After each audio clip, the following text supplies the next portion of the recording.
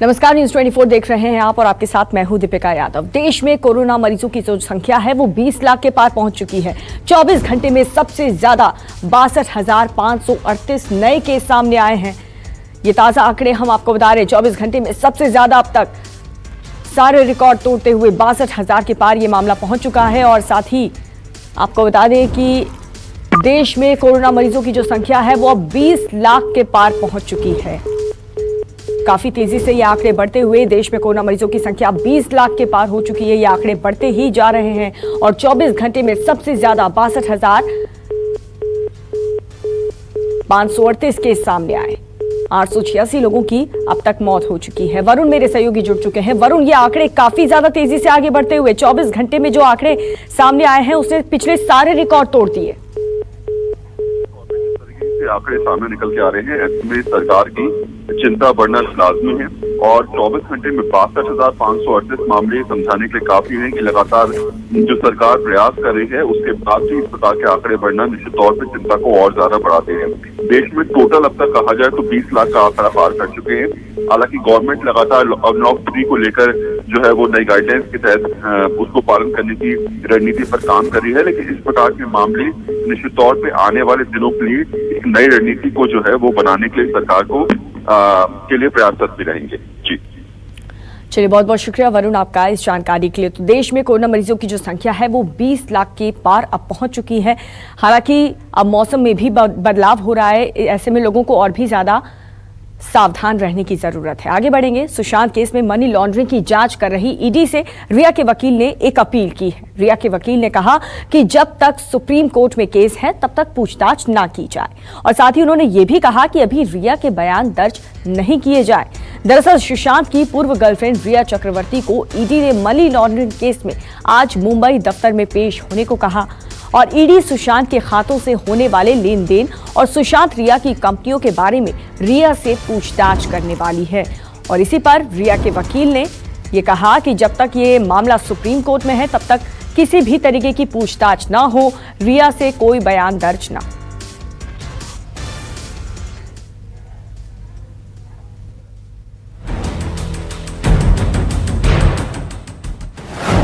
क्या सीबीआई दिलाएगी सुशांत को इंसाफ?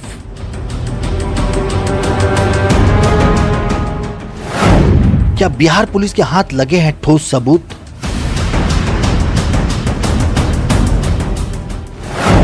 मुंबई पुलिस की जांच पर क्यों उठे सवाल? सुशांत सिंह सुसाइड मामले में सीबीआई ने केस अपने हाथ में लेते हुए 7 लोगों पर एफआईआर दर्ज किया है। इसमें मुख्य नाम है रिया चक्रवर्ती, इंद्रजीत चक्रवर्ती, भाई शौविक चक्रवर्ती, मां संध्या चक्रवर्ती, सैमुअल मिरिंडा और श्रुति मोदी के साथ एक अज्ञात के खिलाफ केस दर्ज हुआ है। सीबीआई की दिल्ली टीम जल्द ही मुंबई पहुंचकर सीबीआई की मुंबई यूनिट को लॉजिस्टिकल सपोर्ट मुहैया कराएगी। एडिशनल एसपी अनिल यादव को इस मामले की जांच के लिए इन्वेस्टिगेशन ऑफिसर बनाया गया है। कम से कम सीबीआई एक बहुत इंपॉर्टेंट प्रीमियर एजेंसी है।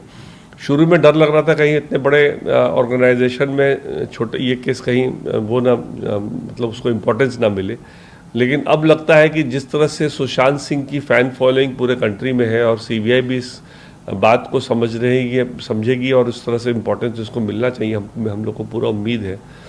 तो सीबीआई एक बहुत ही प्रोफेशनल ऑर्गेनाइजेशन है, तो हम एक्सपेक्ट करते हैं कि इसमें हम लोग को जस्टिस जरूर मिलेगा। उधर ईडी भी एक्ट्रेस रिया चक्रवर्ती से आज पूछताछ करने वाली है। इस सिलसिले में ईडी का समन उन्हें पहले ही जा चुका है।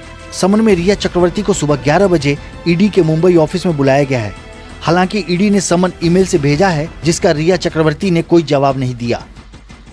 उधर बिहार पुलिस भी मामले की जांच कर मुंबई से पटना लौट चुकी है। मुंबई से वापस लौटी टीम ने अपनी जांच रिपोर्ट पटना के एसएसपी को सौंप दिया। रिपोर्ट में छानबीन के बारे में जानकारी दी गई है। खासकर रिया चक्रवर्ती और उसके परिवार वालों के बारे में रिपोर्ट दी गई है। रिया से सुशांत सिंह राजपूत परेशान था। सुशांत के परिवार ने जो आरोप लगाए थे उसके आधार पर एफआईआर दर्ज की गई थी। उसके अनुसार उनके सभी आरोपों में दम था।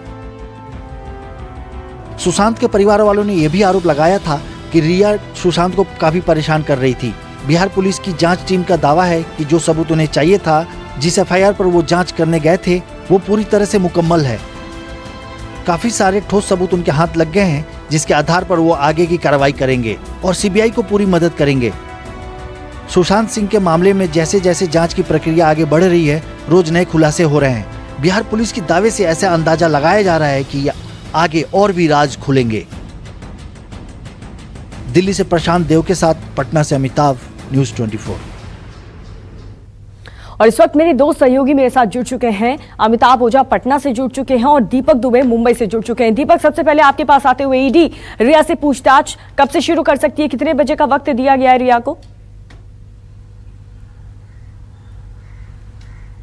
जी, आपको बता दें कि ईडी ने रिया को 11 बजे का समय दिया था कि 11 बजे वो ईडी दफ्तर पहुंच जाएं, जहां पर उनसे पूछताछ की जानी थी। लेकिन सुबह ही कुछ समय पहले खबर आई, उनके वकील सतीश माने शिंदे ने कहा कि रिया ने ईडी से रिक्वेस्ट की हुई है कि उन्हें एग्जम्पशन दिया जाए पूछताछ के लिए, जब तक सुप्रीम कोर्ट में ये मामला लंबित है। यानी कि सुप्रीम कोर्ट में जो याचिका रिया की तरफ से दाखिल की गई थी कि बिहार में जांच ना होकर मुंबई में इस जांच को ट्रांसफर किया जाए, जो बिहार पुलिस कर रही है। ऐसे में अब ईडी की तरफ से खबर आ रही है कि ईडी ने रिया की रिक्वेस्ट जो थी वो खारिज कर दी है। यानी कि ईडी के सामने रिया को हाजिर होना होगा। लेकिन रिया ये चाहती थी कि आज उन्हें इससे इस पूछताछ और बयान से कहीं ना कहीं एग्जम्पशन मिले, क्योंकि सुप्रीम कोर्ट में इसकी सुनवाई होनी है। लेकिन अब देखना होगा कि क्या रिया ईडी के सामने हाजिर होती हैं या नहीं। जी, ये बहुत इंपॉर्टेंट है क्योंकि ईडी तो पूछताछ करेगी, क्योंकि काफी गंभीर आरोप सुशांत के जो पिता हैं उन्होंने रिया और उसके परिवार वालों पर लगाए थे।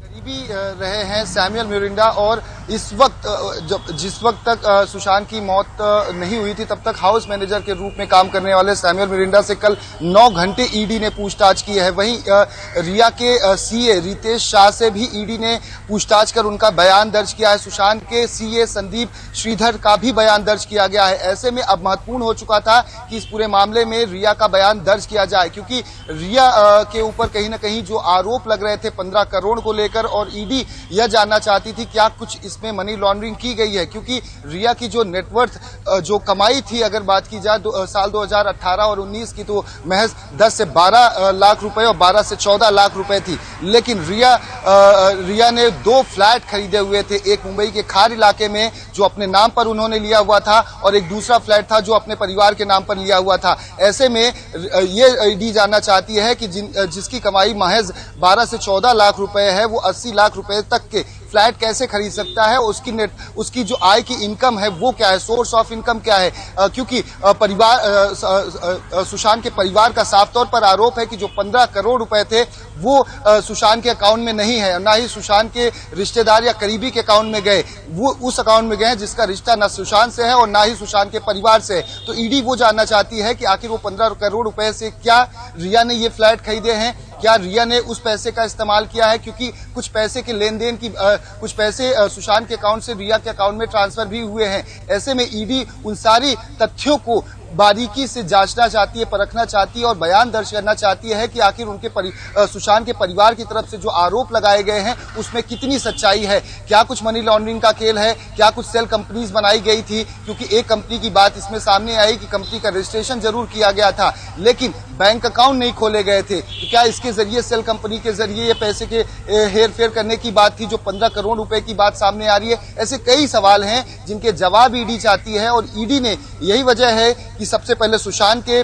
सीए संदीप श्रीधर से पूछताछ की, रितेश शाह जो रिया के मैनेजर सीए रह चुके हैं उनका बयान दर्ज किया, सैमुअल मिरिंडा जो सुशांत के हाउस मैनेजर हैं और पहले रिया के लिए काम कर चुके हैं। रिया ने ही जब सुशांत के तमाम जो करीबी जो एम्प्लॉइज थे उनको निकाला था। तो बिल्कुल दीपक, अब देखना होगा कि ईडी से पूछताछ के बाद कितना बड़ा खुलासा होता है। लेकिन इस वक्त एक बड़ी खबर बता दें, सुशांत केस में सुप्रीम कोर्ट में बिहार पुलिस का हलफनामा। सुशांत को दवा की ओवरडोज दी गई थी। बिहार पुलिस ने यह बड़ा खुलासा किया है। सुशांत से करोड़ों रुपए ऐंठे गए थे। बिहार पुलिस ने यह भी कहा सुशांत को ओवरडोज और उनसे करोड़ों रुपए ऐंठे गए। सुशांत केस में सुप्रीम कोर्ट में बिहार पुलिस का ये हलफनामा और कई बड़े खुलासे बिहार पुलिस ने किए हैं। प्रभाकर मेरे सहयोगी जुड़ चुके हैं। प्रभाकर, ये बहुत बड़ा खुलासा है कि दवा का ओवरडोज दिया जाता था सुशांत को। निश्चित तौर पर बिहार सरकार की तरफ से एसएसपी की तरफ से हलफनामा दायर किया गया है सुप्रीम कोर्ट में, और उसमें बातें जो कही गई है कि रिया चक्रवर्ती को मुख्य आरोपी बनाया गया है। पहली बात तो ये की गई। दूसरी बात ये कही गई है कि रिया चक्रवर्ती और उसके परिवार ने सुशांत से जो नजदीकी बनाने का कारण था वो ये था कि इससे करोड़ों की संपत्ति हड़पी जाए किसी तरह से, इसलिए रिया चक्रवर्ती और उसके परिवार के लोगों ने इससे नजदीकी बनाई थी सुशांत राजपूत से। तीसरी बात कही गई है कि महाराष्ट्र पुलिस की तरफ से असहयोग के बावजूद इस मामले में जांच में जो चीजें मिली हैं वो बहुत चौंकाने वाली है, और उसमें वही महत्वपूर्ण बात यह है कि किस तरह से सुशांत राजपूत को दवा का ओवरडोज दिया गया, सुशांत राजपूत को बीमार करने की कोशिश की गई। उसमें एक बात और कही गई है कि दवा का ओवरडोज देना एक वो है संज्ञेय अपराध है, कॉग्निजेबल ऑफेंस है, और ये काम ऑफेंस किया है रिया चक्रवर्ती ने। और एक बात और महत्वपूर्ण कही गई है बिहार पुलिस की तरफ से, वो ये कि चूंकि इस मामले में कुछ ऐसे लीड्स मिले हैं जो देश के अलग अलग हिस्सों से जुड़े हुए हैं, ऐसे में इस मामले की जांच सीबीआई करे तो बेहतर है। तो कुल मिलाकर ये कि चूंकि मामले की जांच तो सीबीआई ने कर दिया है, लेकिन सुप्रीम कोर्ट ने राज्य सरकार से जवाब मांगा था, तो राज्य सरकार की तरफ से बिहार पुलिस ने जवाब दे दिया है। अब मुश्किल होगा, चूंकि जवाब महाराष्ट्र पुलिस को भी देना है, उनको मुश्किल होगा सुप्रीम कोर्ट में जवाब देना, क्योंकि जो सवाल खड़े किए गए हैं बिहार सरकार की तरफ से, जो सुप्रीम कोर्ट ने सवाल खड़ा किया था कि किस तरह से बिहार के पुलिस अधिकारी वहां जाते हैं, उनको क्वारंटीन किया जाता है, उनको सहयोग जांच में सहयोग नहीं किया जाता है, और तमाम तरह के जो आरोप लगे थे, तो ये बिहार पुलिस ने तो अपने जवाब दायर कर दिया है। अभी महाराष्ट्र सरकार का जो जवाब आएगा उसका इंतजार। बहुत बहुत शुक्रिया प्रभाकर आपका इस जानकारी के लिए। तो बिहार पुलिस ने ये बहुत बड़ा खुलासा किया है। दीपक और अमिताभ भी हमारे साथ पटना से बने हुए हैं, आप दोनों बने रहिए। लेकिन सुशांत केस की छानबीन के लिए सीबीआई की एक टीम बहुत जल्द ही मुंबई जा सकती है। मुंबई सीबीआई की लोकल ब्रांच इस टीम को लॉजिस्टिक्स मुहैया कराएगी और एडिशनल एसपी अनिल यादव को इस मामले की जांच के लिए इन्वेस्टिगेशन ऑफिसर बनाया गया। बता दें कि कल ही सीबीआई ने सुशांत सुसाइड केस में रिया चक्रवर्ती समेत कुल 6 लोगों के खिलाफ एफआईआर दर्ज की। सीबीआई ने रिया के परिवार के साथ ही उसके करीबियों और एक अज्ञात के खिलाफ भी मामला दर्ज किया है।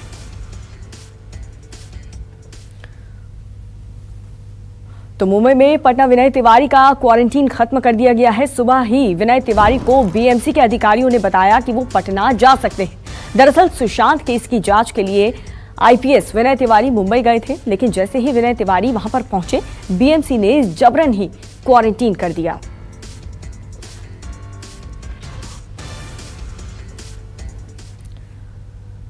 और अपने अधिकारी का क्वारंटीन खत्म किए जाने पर बिहार के डीजीपी गुप्तेश्वर पांडे ने बीएमसी को धन्यवाद दिया है। गुप्तेश्वर पांडे ने ट्वीट कर लिखा है कि माननीय सर्वोच्च न्यायालय की टिप्पणी के बाद बिहार के पुलिस मुख्यालय ने बीएमसी के आयुक्त को दोबारा पत्र लिखकर अपने आईपीएस अधिकारी विनय तिवारी को मुक्त करने के लिए कल अनुरोध किया था, जिसे स्वीकार करते हुए विनय को मुक्त किया गया। वो आज शाम को पटना लौट रहे हैं। बीएमसी को धन्यवाद देते हुए गुप्तेश्वर पांडे ने ये ट्वीट किया है।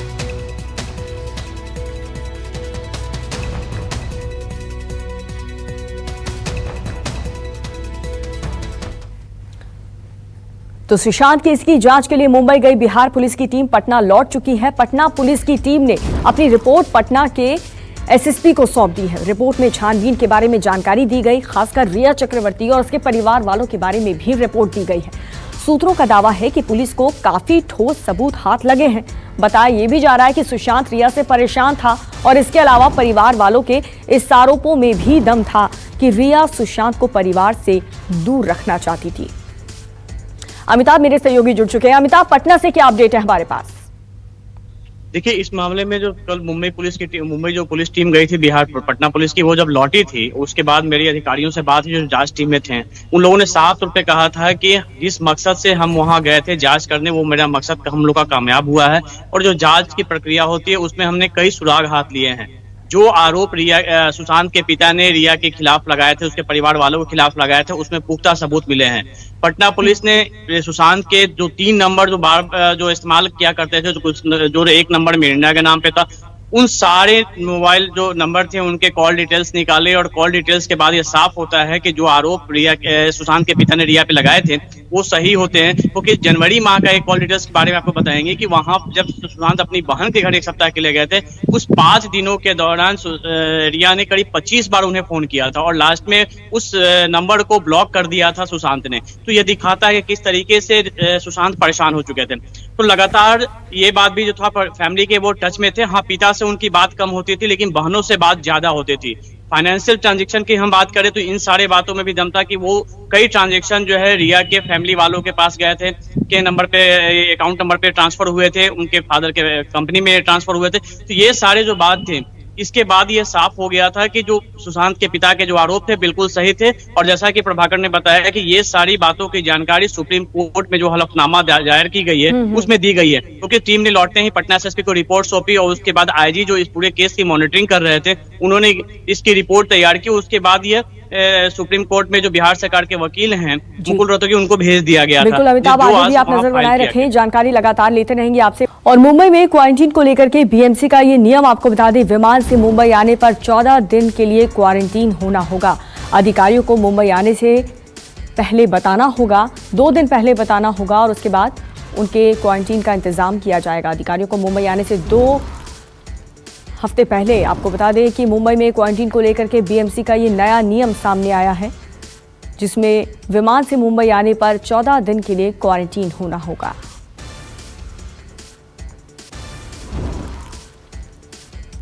दीपक मेरे सहयोगी जुड़ चुके हैं।